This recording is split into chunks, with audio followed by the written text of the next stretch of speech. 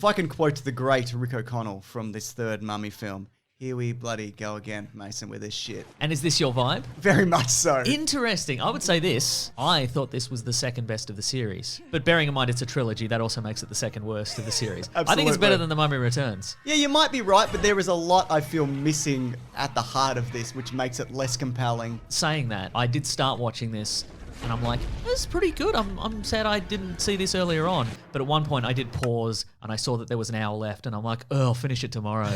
So you're right, it is probably not as compelling, especially, compared to the first one. Absolutely. Oh, if people could leave a like on this video, that'd be great. Because look, we wrapped up the Mummy trilogy as requested. Is that not worth something to somebody somewhere? It's certainly worth a like, I think. Oh, thank you. So of course, Stephen Summers left this project. He was working on G.I. Joe, I believe, at the time. Mm-hmm. Rob Cohen is on board as director. He mentions in the behind the scenes stuff that this is edgier and bigger and all of those things. Mm-hmm. It's certainly bigger. Yep. There's more guns and people being like, look at this gun, look at this gun. I feel it's also grayer. Was this the start of the era when they just color graded everything kind of grey and brown? We're still in that era, by the way, but the color just disappeared. Of course, he came hot off the back of the first Fast and Furious, the Triple X franchise. He's just wrapped up Hurricane Heist. It's hit cinemas. That's right. What was it? Who knows? Who knows? Were they stealing a hurricane? The thing is, though, I do admire that it goes in a slightly different direction than the second one. The second one is pretty much a flat retread. Yes. And the idea of working in the Terracotta Warriors is a great idea. Yeah. And bringing in Jet Li, Michelle Yeoh. I think the CGI is better for the most part. The bit where he's spewing up the terracotta when he's transforming into the mummy. Look, I really like the design. I love the fact that he's been cursed to become this terracotta warrior. And so he has this sort of expressionless clay face. But if he wants to emote, he has to tear it off his head. Yeah. Then there's a lot of screaming and then it sort of regrows around his face. So I think that's fun. I completely agree. I think it's way better than bringing back Imhotep again. Because the story is, of course, it's essentially the mummy, but in China.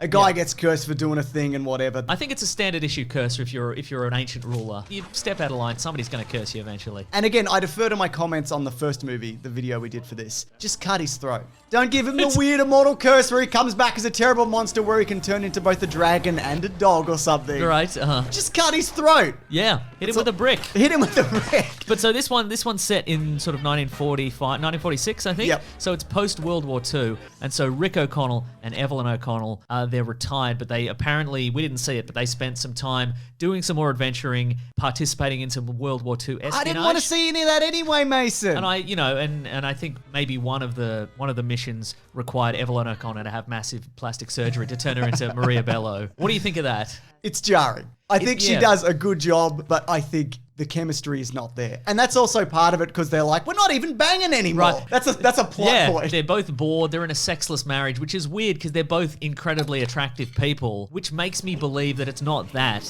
It's that they can only get horny over adventuring and like killing mummies and stuff. They're trying to relive it. Exactly. Yeah, without I can some sort of that. horrendous monster to kill, they got no charge. Yeah. There's actually a few stories behind why Rachel Weisz didn't want to come back. One of them is she refused to portray somebody with a 21-year-old son. I don't know whether that's true. No, that doesn't sound like her. Yeah. But we don't know anything about her. So that's true, exactly. Honestly, yeah. It could sound just like her. Based on my limited experience of the movies The Mummy, where she's a nice character, it doesn't sound like the actor Rachel Weisz that I know. Rumours also circulated that Weisz didn't want to be separated from her toddler son at the time, but she's since made it clear that had no impact on her decision whatsoever, because she did also make films in that same year. Right. And there's also the story that the script wasn't enough to sign on, which is probably the most likely scenario. I'd say so. You know what else I think, though? Rick O'Connell feels like an entirely different character in a lot of ways also, and I think it's because he's lost some of his luster, and by that I mean his golden tan. It's gone. It is. He's quite pallid. He's ruddy in some sense. I mean, I guess he's living in England, isn't he? Yeah, he's not getting that golden Egyptian sun, is he? That's all day, true, every day. Yeah. But I also think that some of the appeal is disappearing from Rick O'Connell in this movie because it's very evident they wanted to shift focus from him to new O'Connell, Alex O'Connell. Luke Ford, yeah. Because I streamed this and the little description beforehand said, adventurer Alex O'Connell travels to China. And I'm like, no. Excuse me? Well, there was was going to be a fourth movie with him, but we can talk about that at the end. I heard he signed on for 3 more movies. That's exactly what happened, yeah. It's tough to follow up on Brendan Fraser as Rick O'Connell in these movies because Rick O'Connell has this like wide-eyed manic desperation. The way Brendan Fraser sells it in this is that something broke in him in the desert and he has never gotten it back. I get the feeling in a lot of the action scenes in all of these movies, he's like, I might die right here, guns blazing. Yeah. I'm totally fine with that. You know what? You're absolutely right. I don't think Alex O'Connell has that. He's just like, I'm cool and smooth and I'm prepared and I'm ready to do battle and everything's going to work out fine. That's not what you want. You want a guy to just run in like a lunatic and probably get run over by a horse. I think it also speaks to the fact that he clearly grew up in a nice home and Yeah. with nice things, which is fine. Good on you. You're allowed to do that. But Rick O'Connell, even in the first movie when we didn't get his backstory, we meet him in a prison at one point. Yeah. He's just disheveled and they're going to hang him because he's a bad bloke. It's not the same. You know what I mean? yeah. There's like a preppy kind of dude. Yeah. With an unplaceable accent. Australian for some of it. Bad stamina. Some of it, yeah. Speaking of voices though, the moment where they're showing each other the guns that I mentioned. Yes. Ben, if you could play a clip. What the fuck is going on with Rick O'Connell's voice in this? What did you do now? Rob an armory? He sounds like a completely different character. Pretty anemic compared to the peacekeeper. There's like a bluster and maybe an 80-arness to it where it just kind of spun my head around when I'm watching this. I couldn't quite comprehend what was happening in that scene. Thompson submachine gun. You go upstairs, you blow up that gold tower thing. Speaking of comparing manhood, my favorite line from this movie is where Jonathan's butt gets lit on fire and then he yells, "Spank my ass." That's the problem with this movie as well. There is not a good joke in this entire film. There's a scene, speaking of Jonathan, there's a plane crash sequence where... Because of course there is. Well, yeah, but a yak throws up on him and he goes, the yak yacked. But you're right, it's all bad jokes. And at the same time, I don't think there's as much stuff retread as the second one did. But there's still like the mummy gets resurrected. There's a chase through the streets at the start. Rick knows the best pilot who's also the worst pilot. A main character gets resurrected from dying again, which happened in Mummy's Return. Yeah. It's different, but it's not different enough. And the things that it retreads is not better than the stuff that it's done before. Except for the bit where the Yetis come from nowhere. Oh, yeah, I forgot about the Yetis. They have a field goal with a guy and puts his hand, the Yeti puts his hands up like a field goal. It's a great reference. That's a joke. Shades of whichever Uncharted game it was where you fight Yetis for a while. Yeah, absolutely. And it turns out they're just dudes in suits. They're just dudes in suits. Not this time, though. When I watch this, I'm like, well, the Yeti CGI isn't perfect. And I'm like, Yetis, come on, really? But then I realized I've been watching 3 movies about mummies and killer scarab beetles and whatever. And I'm like, it really doesn't matter. You got to roll with it at this point. Yeah, you definitely do. So, when Jet Li went into the pool to resurrect himself, I did not expect a 3-headed crap dragon. I've seen this movie, and it completely blindsided me. I also don't understand what is going on there because he can control the elements, he can turn into a 3-headed dragon, and also a dog with a horn or something. It's very vague and ill-defined. Isn't it, right? Yeah. Did those monsters exist in ancient times? Is he inventing them on the fly? Like, it seems weird. Like, you'd think that he would start with something normal. Like, he'd turn into a giraffe or something. I think the reason that they did it this way is because they didn't have Jet Li for a lot of this. You notice he shows up in person at the start and then at the end. Everything else in the middle is a terracotta warrior or a dog or a dragon or a giraffe or whatever's going on there. So I think that's why they went, okay, he needs to get A to B, but we don't have Jet Li. Crap looking dragon, I guess. A to B with Jet Li. No CG. Okay, here's 2 improvements that I would make to this movie.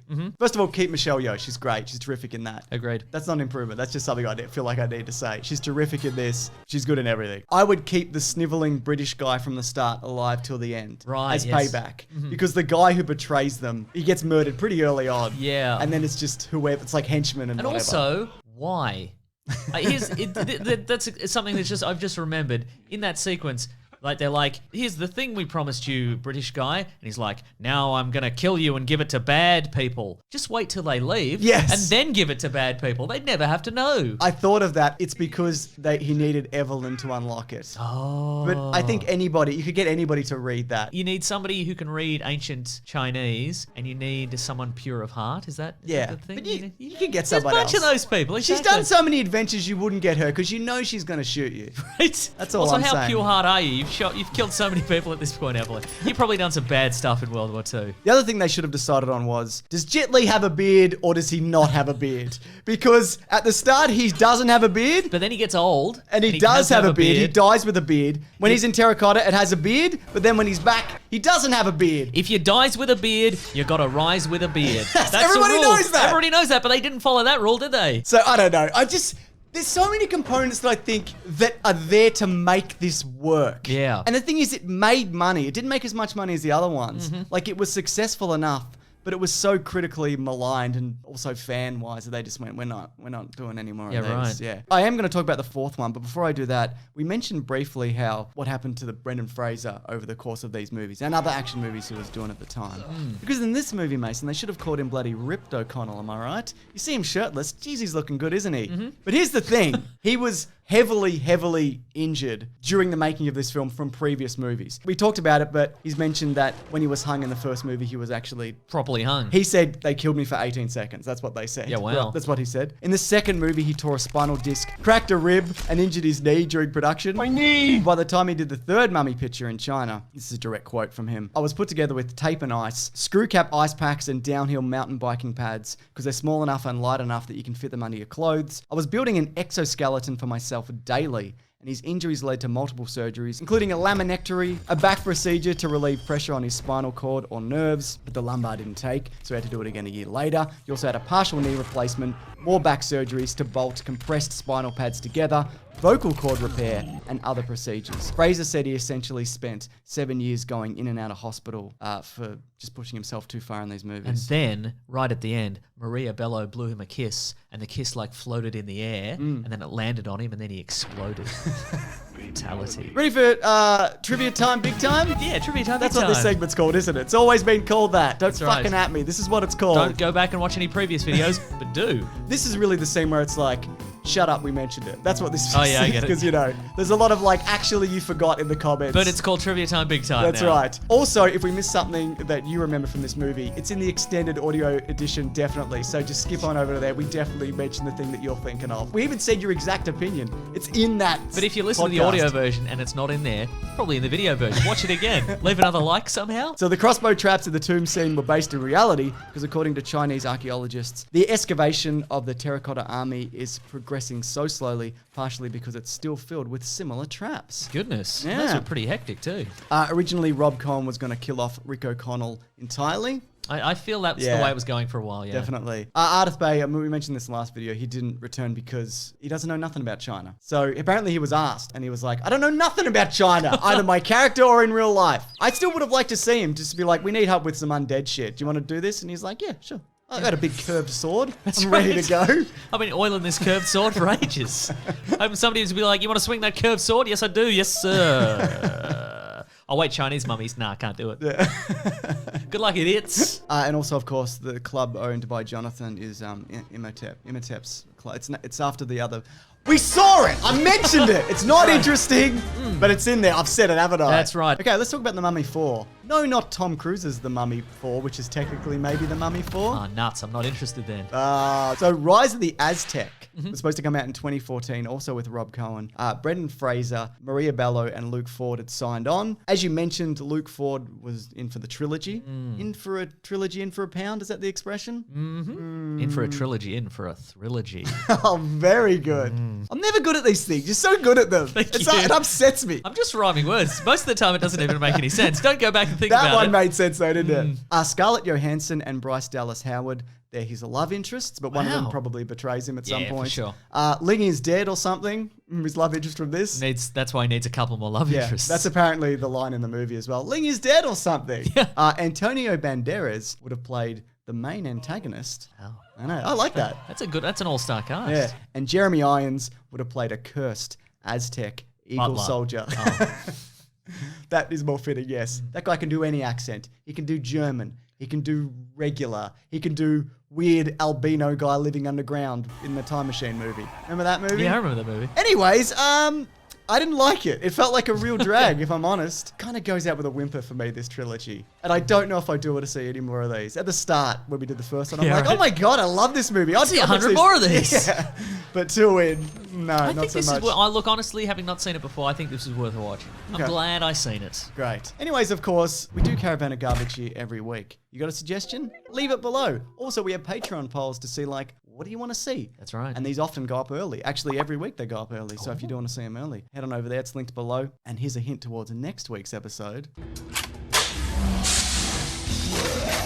Also, of course, I'm at Mr. Sunday Movies on Twitter. I'm at Wikipedia Brown on Twitter. Subscribe if you want, and we'll be back. We love being back, don't we? We love being back. We love being back. Had a good time with this trilogy. Suggest us another trilogy. Don't. An even worse trilogy. Oh, do. Yes. Also, of course, we've got our League of Extraordinary Gentlemen commentary. That is up if you want to see it. If you want some Dark Universe stuff. All right, guys. Thanks for watching. Grab that gem, you guys. We'll see you next week. Goodbye.